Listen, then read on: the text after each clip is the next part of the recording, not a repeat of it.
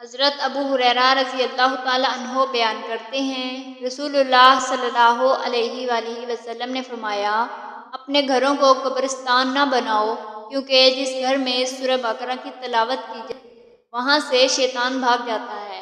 مشکوٰۃ المصابیح حدیث نمبر 2119۔ حضرت انس رضی اللہ تعالیٰ عنہ بیان کرتے ہیں، رسول اللہ صلی اللہ علیہ وآلہ وسلم نے فرمایا، ہر چیز کا دل ہوتا ہے اور قرآن کا دل سورہ یاسین ہے۔ جو شخص ایک مرتبہ سورہ یاسین پڑھتا ہے تو اس کی قرأت کی وجہ سے اللہ تعالیٰ اس کے لیے 10 مرتبہ قرآن پڑھنے کا ثواب لکھ دیتا ہے۔ مشکوٰۃ المصابیح حدیث نمبر 2147۔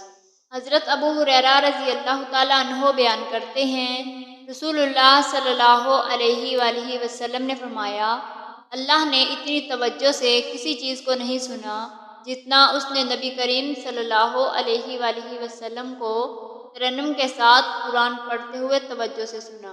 مشکوٰۃ المصابیح حدیث نمبر 2192۔ حضرت ابو درداء رضی اللہ تعالیٰ عنہ بیان کرتے ہیں، رسول اللہ صلی اللہ علیہ وآلہ وسلم نے فرمایا، مسلمان شخص کی اپنے مسلمان بھائی کے لیے وہ دعا قبول ہوتی ہے جو اس کی غیر موجودگی میں کی جاتی ہے، اور دعا کرنے والے کے پاس ایک فرشتہ مامور ہوتا ہے۔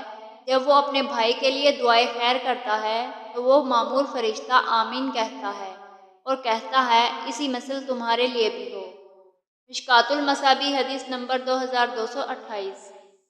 حضرت ابو ہریرہ رضی اللہ تعالیٰ عنہ بیان کرتے ہیں، رسول اللہ صلی اللہ علیہ وآلہ وسلم نے ارشاد فرمایا، جس شخص کو پسند ہو کہ مشکلات و مصائب کے وقت اللہ تعالیٰ اس کی دعا قبول فرمائے تو پھر اسے چاہیے کہ وہ خوشحالی میں کثرت سے دعائیں کرے۔